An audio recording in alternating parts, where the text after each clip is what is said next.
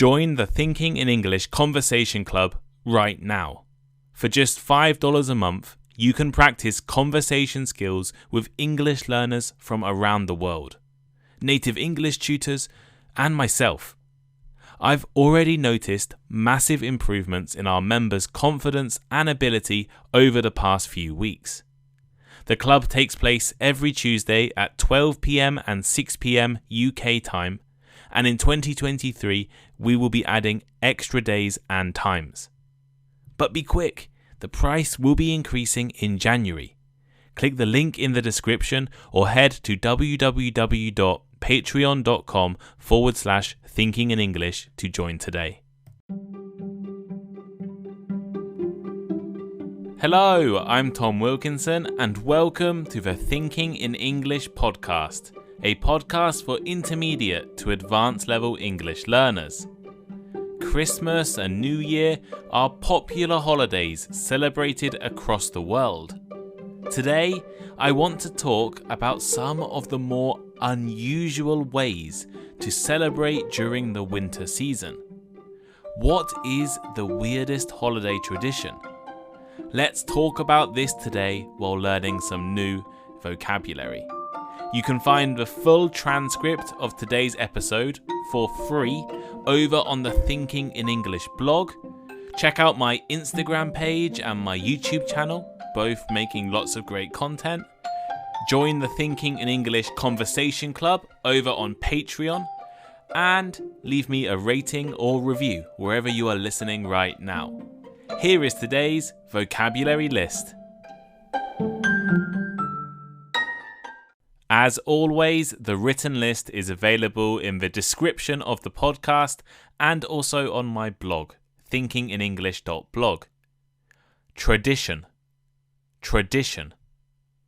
A way of behaving or belief that has been established for a long time. As in, it is a Western tradition for brides to wear white. Weird. Weird. Very strange and unusual, unexpected, or not natural. For example, her boyfriend's a bit weird, but she's nice. Unique. Unique. Being unusual or special in some way. For instance, I'd recognize your handwriting anywhere. It's unique. To decorate. To decorate. To add something to an object or place, especially in order to make it more attractive. For example, he decorated his Christmas tree with lights and stars. To poop. To poop. To pass solid waste from the body. As in, your dog pooped outside my house. Mischief. Mischief. Behavior that is slightly bad, but is not intended to cause serious harm or damage. For example, he needs a hobby to keep him busy and stop him from getting into mischief. Oblivious. Oblivious.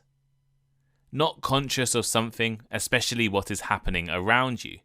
As in, he was oblivious to his friend's feelings. Obscure.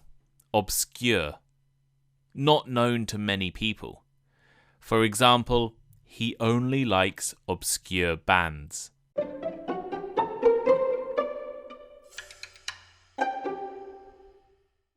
Merry Christmas and Happy Holidays. It is almost the end of 2022, and once again we are entering a festive time of the year. Christmas, New Year, Hanukkah, the Jewish holiday, and many other festivals are about to take place around the world. I know a lot of you won't be Christian, but learning about traditions around the globe is fascinating. And there are a lot of fascinating Christmas traditions.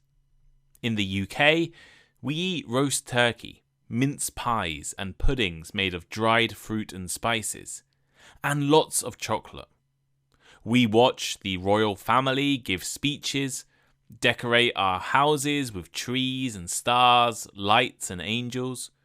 We meet our family, listen to Christmas songs, and eat far too much. I think a lot of places have similar traditions, maybe with different foods or styles of decorations. Some places have incredibly unique, maybe even weird traditions. And these are what I want to talk about today. What is the weirdest holiday tradition in the world? I've selected 3 unique Christmas traditions and 1 New Year celebration that are all strange in their own way. They each have unique backstories, cultural meanings, and probably seem strange for people who haven't grown up with these traditions.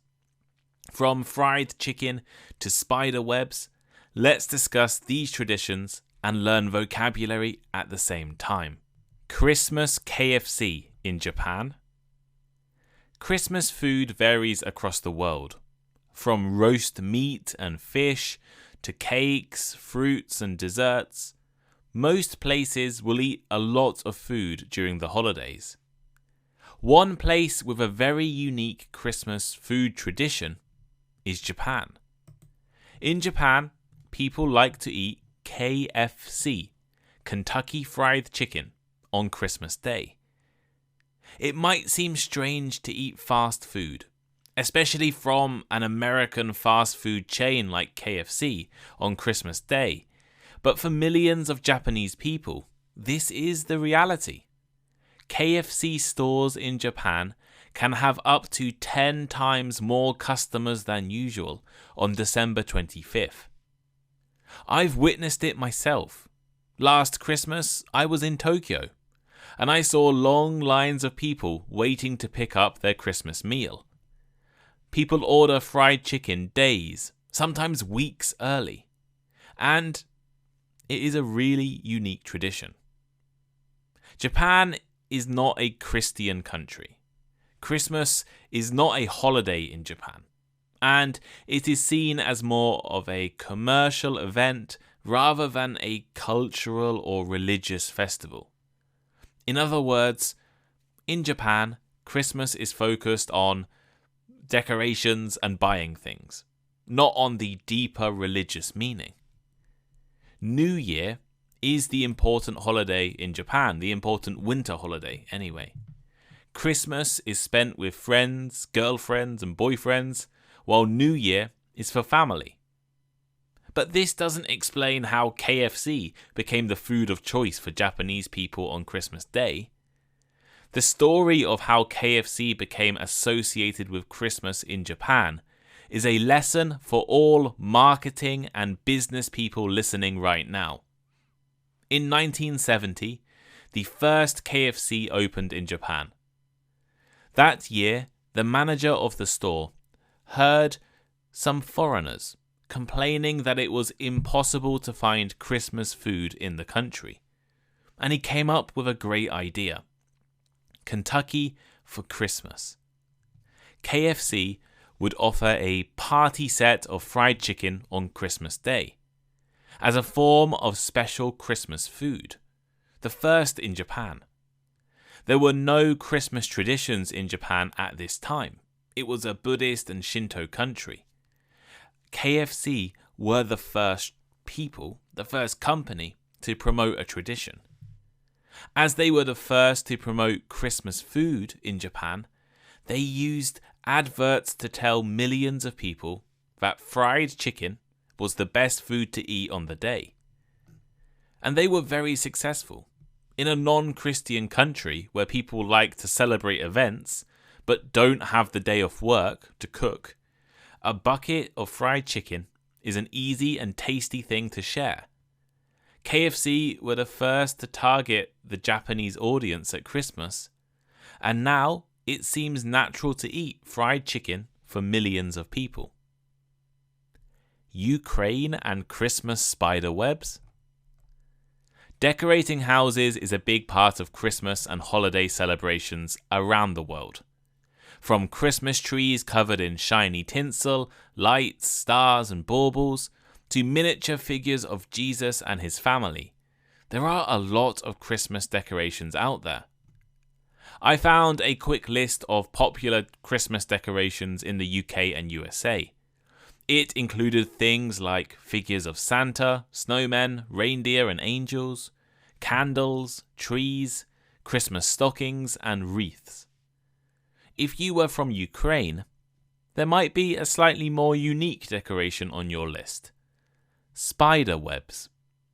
That's right, spiderwebs, or cobwebs as they're sometimes called in the UK. Made by spiders to live in, move around and capture their food. Most of us probably tried to remove any spiderwebs from our houses before the holidays. But in Ukraine, spiderwebs are part of Christmas tradition. Ukrainians consider the spiderweb to be good luck. They will often decorate Christmas trees with artificial spiderwebs as a way of encouraging luck and fortune for the next year. How did this become a tradition? Well, let me tell you a short story, a short Ukrainian legend. Long ago, there was a woman living with her children in a tiny old house. Outside of the house, a pine tree started to grow. The children were so excited that they could have a Christmas tree in the future. So they cared for the tree to make sure it grew to be big, strong, and healthy. However, the family were poor. They couldn't afford decorations and went to bed sad on Christmas Eve that their tree would be without decoration on Christmas Day. The spiders living in the old house heard the children crying. So during the night, the spiders created the most beautiful webs all over the tree. In the morning, as the children woke, they found their tree decorated in these beautiful webs. As the sunlight hit the tree, the webs would shine like gold and silver, as if by magic. The poor family didn't feel so poor anymore. And this is why Ukrainians today like to decorate their Christmas trees with spiderwebs. Caganer, the Christmas pooper. Ukraine is not the only place to have a unique Christmas decoration. Catalonia, a region in the northeast of Spain, has one of the most unusual. A lot of Christian countries will have a type of decoration called a nativity scene. A nativity scene is a model representing the birth of Jesus, or the nativity, with different people, animals, angels, and features of the Bible represented. Both my parents and grandparents have nativity scenes in their houses during Christmas, and some places will have large models in public buildings. What is usually included in the nativity scene? Well, almost all of them will have figures representing the baby Jesus, his mother Mary, and her husband Joseph. And other common characters include sheep, shepherds, angels, donkeys, stars, and models of a barn. Catalonia adds a unique character to the nativity scene. Caganer. I apologize for my pronunciation already. Caganer has to be seen to be believed. It is a pooping figure, a character going to the toilet in the nativity scene. The word Caganer literally means pooper in the Catalan language. Usually, the figure will have his pants around his ankles, be bending over or squatting down, and going to the toilet. In Catalan areas, the Caganer is a common and much-loved figure. But how did a pooping figure become a Christmas icon? The Caganer started appearing in nativity scenes in Catalonia hundreds of years ago, but no one really knows why he is pooping. One theory is that it is a symbol of fertility, good luck, and good health. Another theory is that the Caganer represents evil and mischief, the opposite of the good in the rest of the nativity. Today, the Caganer is still popular and people collect figures of him. However, not everyone loves the cheeky character. When Barcelona decided to not include him in their nativity scene a few years ago, local people were angry and successfully had him return a year later. Dinner for one in Germany. The final tradition I want to talk about is a bit different to the past three. First, it's not a Christmas tradition, but a New Year tradition. And second, it doesn't seem weird on first glance, but it is something that has confused me since I first heard about it 10 or maybe 12 years ago. Every year, on New Year's Eve, families across Germany gather together to watch an old comedy on TV. This isn't that strange. Right? TV traditions are common around the world. But the comedy Germans traditionally watch is what I find interesting. This German New Year tradition, maybe the most popular New Year tradition in Germany, is to watch an old black and white British comedy that no British person has ever watched. It is called Dinner for One, and I'll leave a link to a version on YouTube. It's only 10 minutes long, and it will be on the transcript of this podcast, so link is in the description. It is a English comedy skit filmed in the 1960s. The elderly Miss Sophie is throwing a birthday party and has invited all of her friends, but is apparently oblivious to the fact all her friends have been dead for many years. Miss Sophie's butler, her servant, is responsible for serving food to the guests and drinking their drinks. As the dinner goes on, he gets drunker and drunker. Many German people will know this comedy so well that they can repeat the lines word for word. It is watched every year by millions of people. But in the English-speaking world, no one has watched it. How did an obscure English comedy sketch become the most popular tradition in Germany? Well, A Dinner for One was originally written in the 1920s and was designed to be performed on stage. In 1962, a German entertainer saw it being performed in a club in the north of England and loved it so much that he invited the actors to record it for his TV show in Germany. People in Germany loved this performance, and it was regularly repeated on TV in the 1960s, before becoming a regular New Year show in the 1970s. It is shown in other European countries as well, including Switzerland, Austria, and Scandinavia. And in 2017, apparently 12 million Germans watched it on New Year's Day. Despite it being so popular in the German-speaking world, no one in England knows about this show. It has never been filmed for English TV, and until 2 or 3 years ago, had never been broadcast in the UK. In fact, when a German TV station asked the BBC if they had ever thought about showing it in the UK, the BBC responded that they had never even heard of the show. Maybe the most popular Christmas or New Year show in Germany, the BBC had never even heard of it. And to me, this is weird. It is weird that Germany is in love with an English comedy sketch that English speakers have no idea about.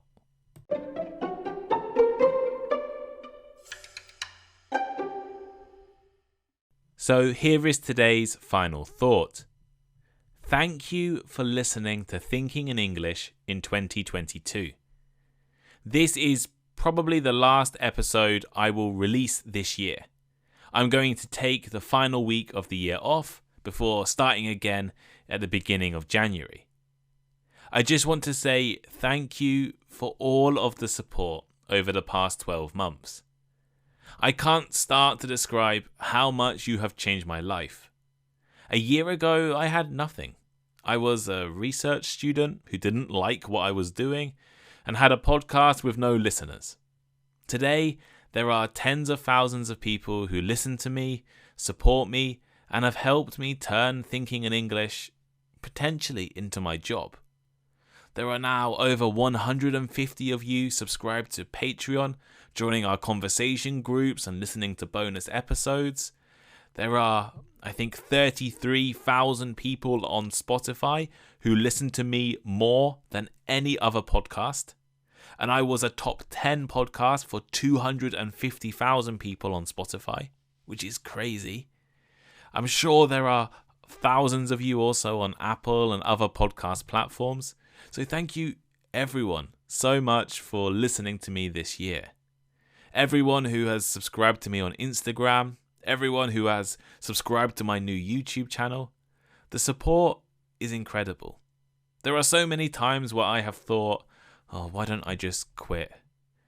Only to receive a positive, happy, encouraging message on Instagram and me to think, okay, I'm going to carry on. I'm going to make this work. I'm going to turn this into my career, turn this into a business that can actually support my life. I'm not quite there yet, but hopefully by the end of 2023, thinking in English will be my full-time job. And if you keep subscribing to Patreon, if you keep listening, if you keep supporting me on Instagram and on YouTube, then I can make that my reality. So thank you all so much for this year. If you want to continue to support Thinking in English, you can do on Patreon, like I said. Join our conversation club. It's a great deal. I'm currently running a discount, 16% off, so 2 months free if you join for a year right now. That means you can join our conversation group for less than $1 a day. Not a day, $1 a week. Sorry, not $1 a day. Less than $1 a week, which is incredible. Less than $1 a week. So join now, annually. The price will be increasing in January, probably doubling, and the discount will also be slightly less. So the best time to join is right now. Join now. Go. Join the conversation club. Also subscribe to me on YouTube. We've over 1,000 subscribers on YouTube, releasing different videos over there. Hopefully 2023 will be a big year for our YouTube channel. Maybe even start to make me a little bit of money on YouTube as well, which would be awesome. I've had a few messages recently asking me if I do this all by myself. And when it comes to the podcast, yes, I don't have a script writer. I don't have an editor.